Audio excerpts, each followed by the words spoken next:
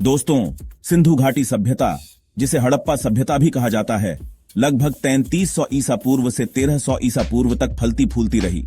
मतलब आज से लगभग 5000 साल पहले।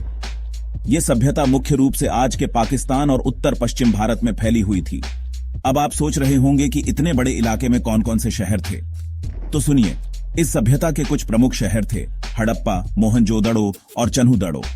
ये शहर इतने प्लानिंग से बने थे कि आज के इंजीनियर भी देखकर दंग रह जाएं। लेकिन दोस्तों, ये सभ्यता सिर्फ शहरों तक ही सीमित नहीं थी। गांव भी थे, खेत भी थे और व्यापार भी होता था। मतलब एक पूरी की पूरी सभ्यता थी जहां लोग शांति और समृद्धि से रहते थे। तो चलिए अब जानते हैं कि आखिर क्या थी वो खास बातें जो सिंधु घाटी सभ्यता को इतना खास बनाती हैं।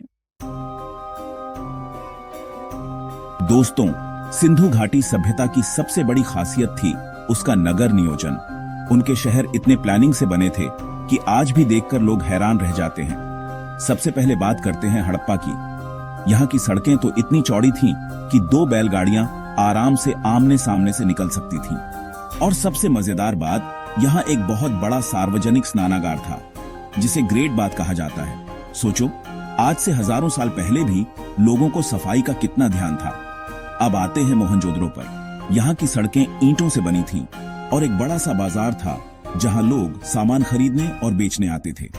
मतलब एकदम बिंदास शॉपिंग मॉल। और सबसे खास बात, यहाँ की जल निकासी प्रणाली। घरों में नालियां बनी होती थीं जो गंदे पानी को शहर से बाहर ले जाती थीं। मतलब साफ सफाई का पूरा इंतजाम था। घरों की बात करें तो हर घर में आंगन, स्नानागार और जल निकासी की व्यवस्था होती थी। सोचो, आज से हजारों साल पहले भी लोग इतने आराम से रहते थे। चैप्टर 3। दोस्तों, सिंधु घाटी सभ्यता इतनी उन्नत थी, फिर अचानक इसका अंत कैसे हो गया, ये आज भी एक रहस्य बना हुआ है। लेकिन कुछ कारणों का अनुमान लगाया जाता है। कुछ लोगों का मानना है कि जलवायु परिवर्तन के कारण नदियां सूख गईं, जिससे खेती करना मुश्किल हो गया और लोग दूसरी जगहों पर चले गए। कुछ का कहना है कि आर्थिक संकट आ गया होगा, व्यापार बंद हो गया होगा, जिससे लोगों के पास पैसे की कमी हो गई होगी। एक और वजह आक्रमण भी हो सकती है। हो सकता है कि किसी बाहरी शक्ति ने आकर सिंधु घाटी सभ्यता पर हमला कर दिया हो। लेकिन दोस्तों, ये सब सिर्फ अनुमान है। असल वजह क्या थी, यह तो आज तक कोई नहीं जानता। चैप्टर 4। हालांकि सिंधु घाटी सभ्यता आज खत्म हो चुकी है, लेकिन इसका महत्व आज भी कम नहीं हुआ है। उनकी संस्कृति, कला और वास्तुकला आज भी हमें प्रेरणा देती है।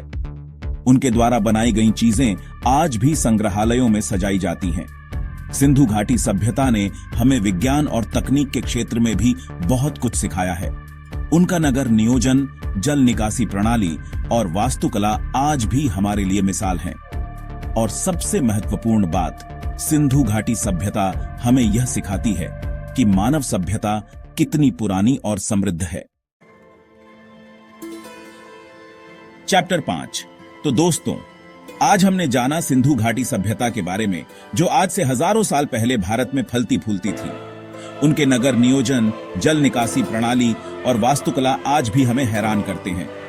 हालांकि उनका अंत कैसे हुआ, यह आज भी एक रहस्य है, लेकिन उनका योगदान हमेशा याद रखा जाएगा। तो अगली बार जब आप सिंधु घाटी सभ्यता के बारे में सुने, तो याद रखिएगा कि यह सिर्फ इतिहास की किताबों तक सीमित नहीं है, बल्कि हमारे वर्तमान और भविष्य के लिए भी प्रेरणा का स्रोत है। तो दोस्तों, सिंधु घाटी सभ्यता की विशेषताएं, नगर नियोजन और इसके पतन के कारण हमें यह सिखाते हैं कि सभ्यताएं कैसे विकसित होती हैं और कैसे उनका पतन होता है। अगर आपको हमारा वीडियो पसंद आया हो तो कृपया लाइक और सब्सक्राइब करना न भूलें। अगले वीडियो में फिर मिलेंगे, तब तक के लिए धन्यवाद।